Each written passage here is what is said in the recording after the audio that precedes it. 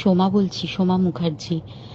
এত কষ্ট হচ্ছে ভিতরে যে হসপিটালে বসে থাকতে পারছি না, আমাদের সব ডাক্তাররা সবাই খুব ডিস্টার্বড। আজকে তো ওপিডি বন্ধ রাখা হয়েছে। তোরা জানিস সমস্ত ঘটনা শুনলাম, যা যা মানে সত্যিকারের ঘটনা, যেটা আরজিকরের ভিতরের যে ডাক্তার তারা তাদের বন্ধু বান্ধব মারফত এটা ছড়িয়ে মানে এসছে আমাদের কাছে। অ্যাকচুয়ালি যেটা ঘটেছে সেটা হচ্ছে, আমি শুনে তো মানে বিশ্বাস করতেও নিজেকে কেমন লাগছে রে। প্রত্যেকটা আমাদের ওয়েস্ট বেঙ্গলের প্রত্যেকটা মেডিকেল কলেজে, বিশেষ করে কলকাতার সরকারি মেডিকেল কলেজগুলোর প্রিন্সিপালরা, ডিপার্টমেন্টাল হেডরা, প্রিন্সিপালরা বিশেষ করে, তারা পাশ করানোর জন্য স্টুডেন্টদের কাছে রীতিমতো টাকা নেয়।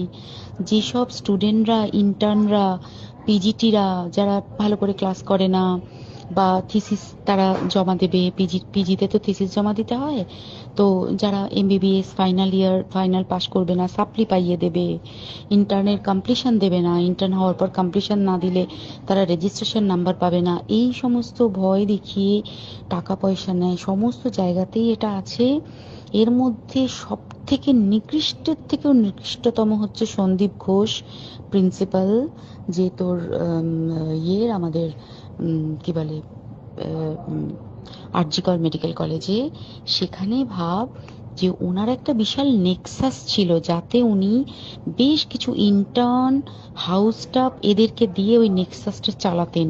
তারা ওখানে একটা সেক্স র্যাকেট চালাতো, তারা একটা ড্রাগ র্যাকেট চালাতো। ড্রাগ র্যাকেট মানে ওই যে ওটাতে বলেছে না, ড্রাগ মানে শুধু ওই হেরোইন আর ব্রাউন সুগারের ড্রাগ খাওয়া বা মদ খাওয়া নয়। ড্রাগ মানে হচ্ছে যে কম দামি, কম টাকায় যে ওষুধ পাওয়া যায়, যে ওষুধ, ওষুধ না জল ভগবান জানে, সেই ওষুধের মানে কোটি কোটি টাকায় যে টেন্ডার বেরোতো, সেই ওষুধ নিয়ে ওষুধ কোম্পানিগুলোর কাছ থেকে কোটি কোটি টাকা, সেই সমস্ত টাকার একটা বড় অংশ যেত পার্টি ফান্ডে। বুঝতেই পারছিস তাহলে। সেই জন্য পার্টির একদমই কাছের উনি, পার্টির মানে একদম খোদ মানে ওপর লেভেলের একদম আসল জায়গাকার কাছে।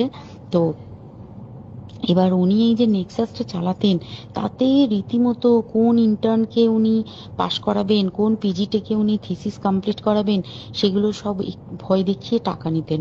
আর তার হয়ে কাজ করতো ওই ইন্টার্ন হাউস স্টাফের একটা পুরো বড় নেক্সাস। এবার এই মেয়েটির যে পিজিটি, মেয়েটি অত্যন্ত ভালো, সে তার থিসিসটা কমপ্লিট করাবে না বলে হুমকি দিচ্ছিল। সে এটা জানতে পেরে গিয়ে বলেছিল যে আমি এরকম কোনোভাবেই মেনে নেব না, আমি এর এর বিরুদ্ধে আমি যাব এবং আমি এর বিরুদ্ধে সব ফাঁস করে দেবো। তখন তাকে রীতিমতো ধমক দেওয়া হচ্ছিল। এটা চলছিল লাস্ট 6 মান্থস ধরে।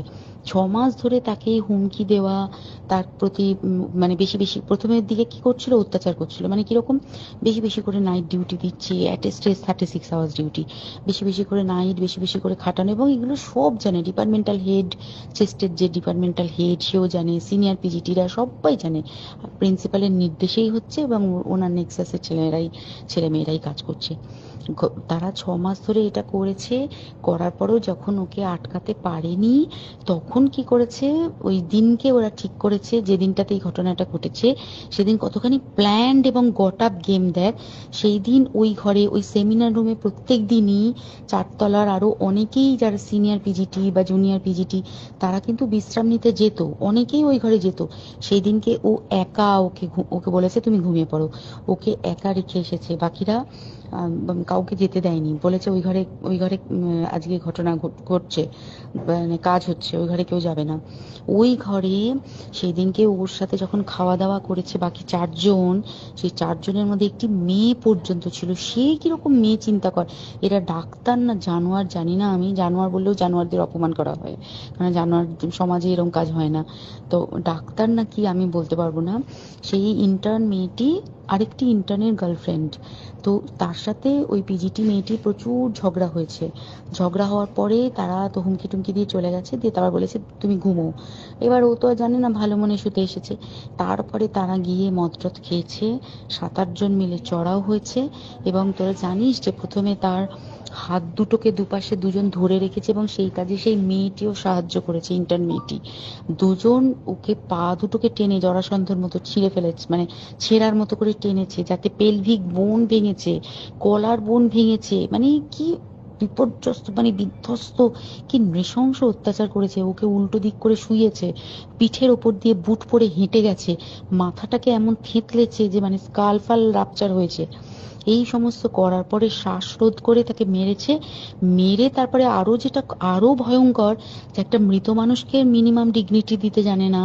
তারা নিচে এসে দেখেছে ওই সঞ্জয় তখন বসে মদ খাচ্ছিল অন্য আরো গ্রুপ ডি স্টাফদের সাথে। সঞ্জয় ছেলেটা হচ্ছে তার কাটা সঞ্জয় বলতো ওরা, ওকে বলে ফল গাই। মানে ওর একটু ওইসব আলুর দোষ আছে, ও যত্রতত্র যখন তখন প্রস্টিটিউট এলাকায় যায়। এবার দেখেছে যে একে দিয়ে যদি একটা রেপ করিয়ে দিতে পারি তাহলে ঘটনার মোড়টা অন্যদিকে ঘুরে যাবে। এইবার ওকে বলেছে, যা সেমিনার রুমে তোর জন্য রেখে এসেছি, যা তুই এবার গিয়ে কাজ করে দিয়ে আয়।